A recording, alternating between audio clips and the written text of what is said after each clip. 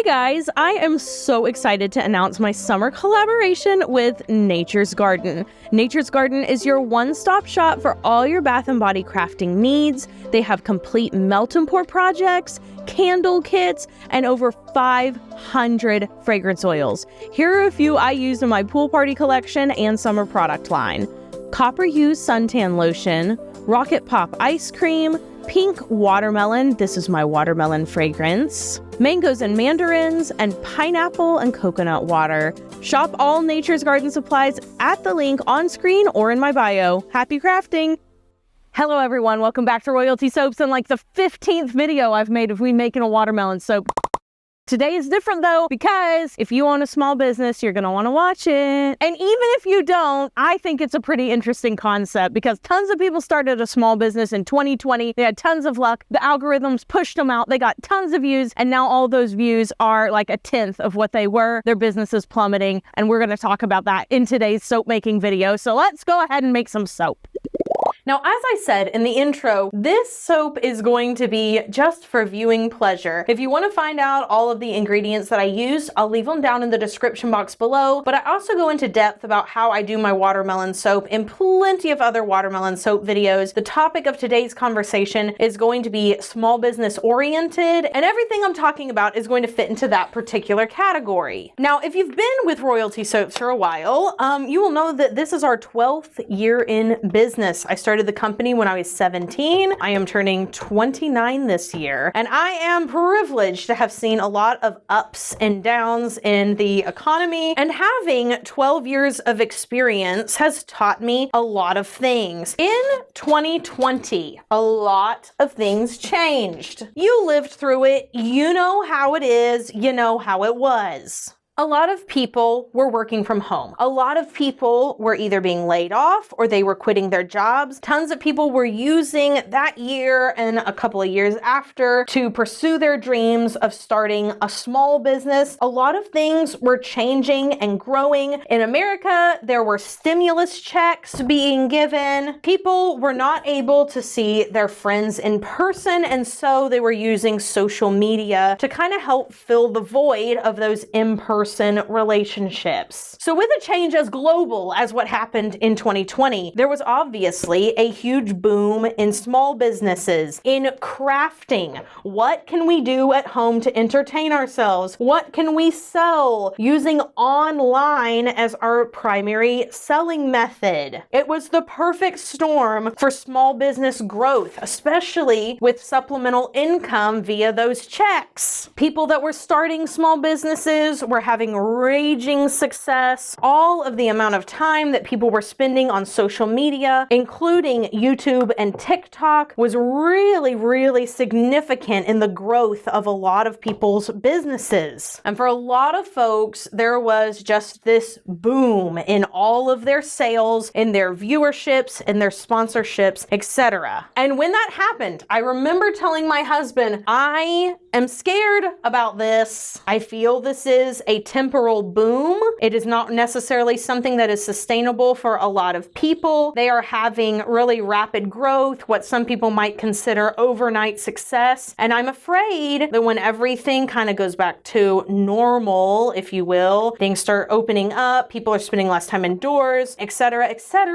things are going to change. So I told my husband Caleb when all of this happened, like, hey, I'm scared for my fellow small business owners. I'm seeing a lot of growth. I'm seeing a lot of amazing things, and I'm so glad for everybody's success, but I can't help but worry that this is seasonal. This is a temporal change, and it's being treated as if this is the new normal. And so a lot of people were rapidly growing, rapidly expanding, having tons of influx in orders. A lot of this was TikTok induced. They went viral on TikTok and expected the viral nature of their TikToks to last forever. And they were spending money and upgrading as if that would be the case. And now here we are, 2023, almost 3 years exactly. And I'm seeing a lot of those same businesses go out of business or significantly reduce their productivity. Social media as your primary form of marketing is so tricky because you never really know how long it's going to be there, how long the algorithm is going to favor you, what's going to help, what's going to hurt. A lot of that is guessing. A lot of that is like ever changing. Something that worked for you one time may not work for you again. And so I recently just saw a TikTok where someone was essentially talking about this exact problem. They were experiencing a lot of enthusiasm from people on TikTok, but those did not become long-standing customers. And now everything is kind of winding down. They've lost their passion for the business. It was a false inflation of 2 years. I will also say a lot of people that I saw doing this were younger. This was their first time starting a business. They didn't know what to expect going in, and they really just thought that every single year they would be doubling or tripling their profits from the year before because they just had the magic touch, virality was on their side, etc., etc. And I don't personally look at a 2-year run of having a lot of success and a lot of orders and then wanting to shut down your business because everything is not going as fast as usual. Perhaps you lost a grand percentage of those sales and now you're just done. I am not looking at that as being unsuccessful. I think I am just trying to talk about, for anyone who wants to know,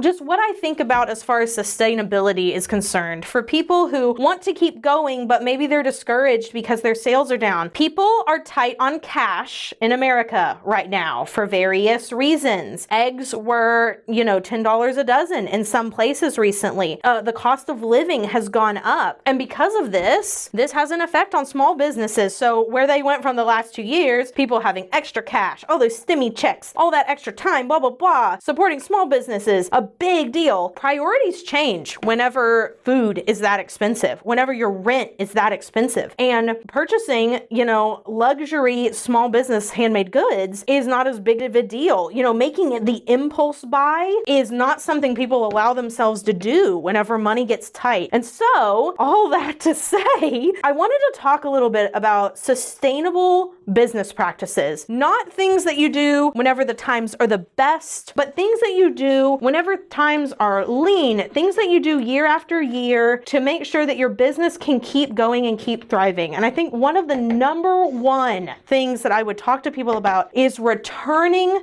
customer rate. That one-time buy because you had one TikTok video that went viral is not going to see you through 7 years from now, okay? That's an awesome thing. It's a delicious high for a season of your business. That is not how it's always going to be. Again, these social media algorithms change, and it is falsely inflating to think that that is going to be able to carry you through whenever TikTok decides that they don't want to push your crafting video anymore because that's not the hot topic anymore. A lot of soap makers experience this because whenever 2020 happened, hand washing was being pushed. It was a really big agenda item. It was talked about in culture. Soap making was hot. People were talking about it, whatever. But now things have changed. The culture is not as set on hygiene as it was 2 years ago. We are not as popular. The algorithms and trends are not highlighting the need for our handmade soaps like they did before. You're going to have to work for it. It's not going to fall in your lap like it used to. And again, I was grateful for that. I benefited just as much from the next person, from people needing to wash their hands and having extra money to burn. But now that things are a little tougher, as things will do, they will,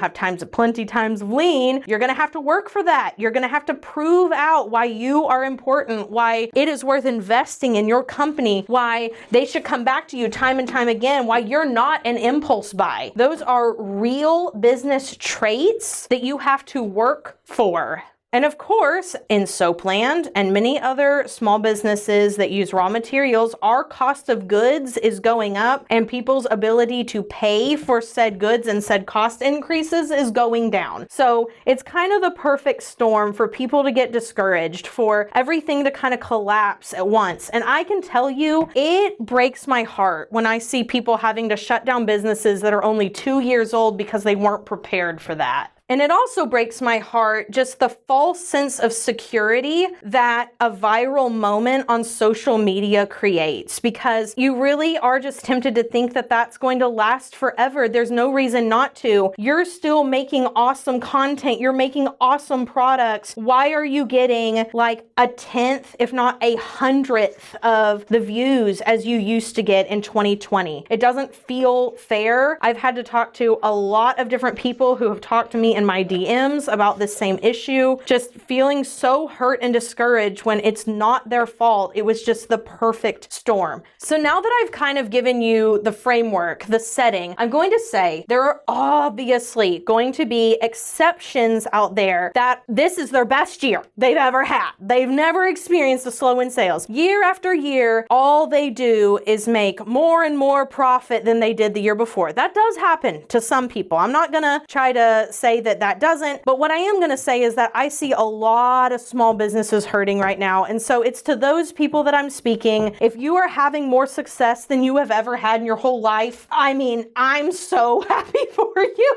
That is incredible. But for the people who aren't, for the people who are discouraged, for the people who had like just an amazing first run right out of the barrel and then are now seeing like literally a 10th of the sales they may have had before, I'm just here to encourage you in these couple of things. Number one, invest in your customers, invest in them. They care about you. Get that returning customer rate up. Talk with your customers. They care about you. I am so grateful for the people who have continued to invest in royalty soaps, who have continued to buy my products. Another thing to do, make sure that your products have longevity to them. There is an incredibly fun aspect of getting to follow pop culture with products, you know, things that happen on TikTok that are a very, very specific reference, making a product inspired by that reference and selling out. But that is not a long-term business plan, okay? Fads, fashions, things people are interested in, those can literally change overnight. And exhausting yourself by chasing the ever elusive trend is not sustainable. Create products and goods that are valuable and awesome no matter what time you are selling them.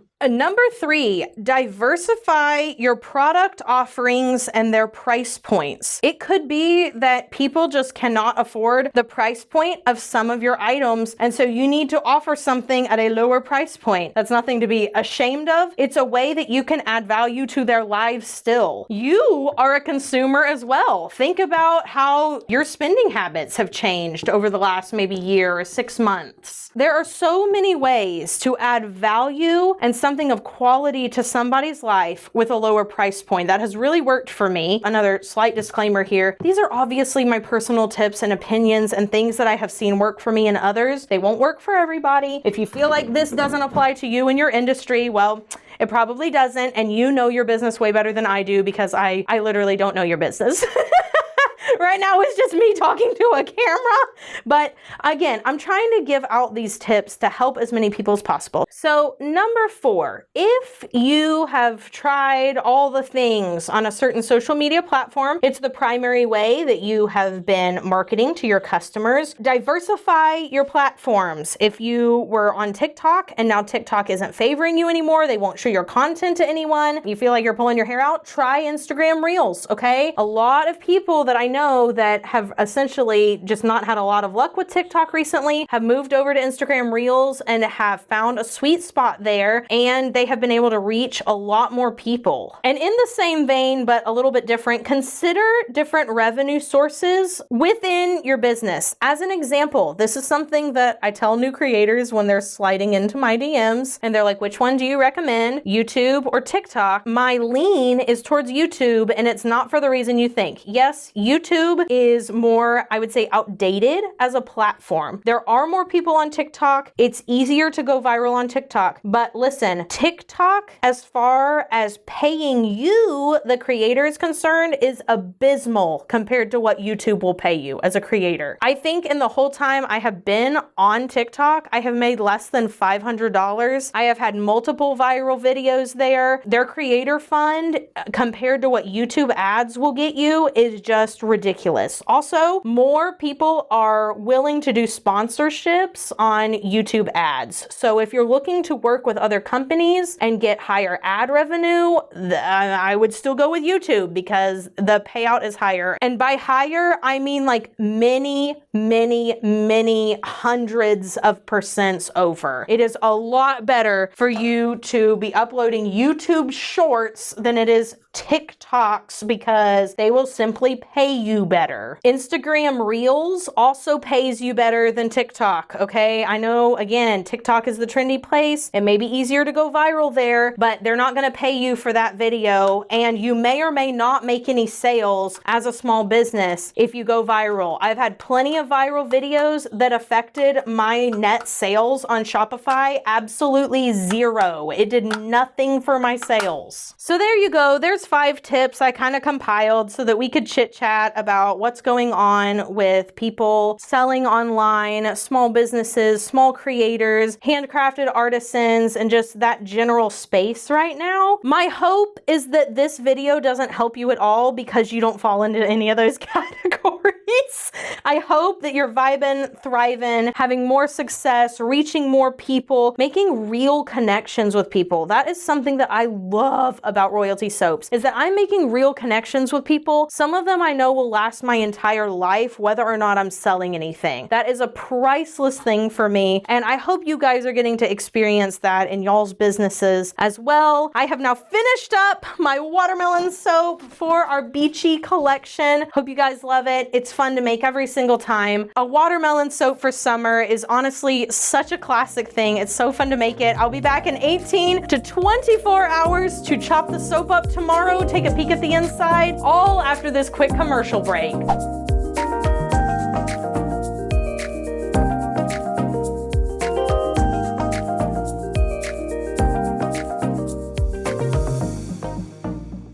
Now, before I get started cutting this today, I have to give a shout out to my girl, MSK Nails. Look at these press-ons. Look at our little Sharky. Look at the flamingo. I am so obsessed. Yes, I did pay for these. I try to support other small businesses when I can. And so while I did pay for these, she does have an exclusive discount code for you guys. I don't make any money from that. It's just a nice thing that she does because she's a sweet person and her press-on nails are amazing. I always stick them on with stickers and then I can peel them right off, put them back on the backing, and then I can use them again if ever I want to. So with stickers, they last about a week. Then I just pop them off, put them away, and then I can put them back on later. So there you go, a little shout out to my girl. And then let's go ahead and line everything up. So definitely don't want to discourage anybody with the content of this video, but I also don't want you taking out a second mortgage on your home because you can't keep up with the demand from a social media influx and then bitterly regretting it later. Here's our classic watermelon soap. I also don't want you burning out because you're overworked and trying to keep up with the demand. Don't put out pre-orders where they're like 2 or 3 months before you will actually get those orders to customers. I typically don't recommend that people do pre-orders longer than 2 weeks out. If you can't get it done within 2 weeks, don't accept those pre-orders. Again, the hustle and the bustle of something like that probably won't last, and you're gonna have spent a lot of time trying to keep up with that and potentially burning yourself out, losing the love that you have for the company. Like, it just, oh, don't do that to yourself, friends. Don't do it. Grow sustainably. Be grateful for any of the influxes that you get due to social media, but don't count on that being the way that it always is, especially whenever the economy is, well, quite frankly, people are just a little bit strapped for cash because everyone typically goes down during that time, and small business and luxury items are the first things to go. Question of the day. Was this helpful for y'all? I don't know how many people, I'm really a little bit not sure who's watching me anymore. So I don't know how many of you are soap makers versus just a consumer or someone who loves to purchase from small businesses, maybe a soap connoisseur type thing. I'm gonna leave a poll on Instagram today to ask you this question so that I can get a better understanding of who my audience is at this point. So I can tailor content to you guys specifically, because I would bet if you're not a small business, then a lot of what I just said didn't apply to you and it may not be that interesting. So look for that poll on Instagram. Thank you guys so much for watching today's video. Let's chat in the comments about small business sustainability through thick and thin, through good economy, bad economy, through STEMI checks and no STEMI checks. Be sure you do something fun for yourself today, like hanging out with your bestie and eating a watermelon. You know I don't care what you do though. Just do something for you. I'll see you in the next video. Bye for now.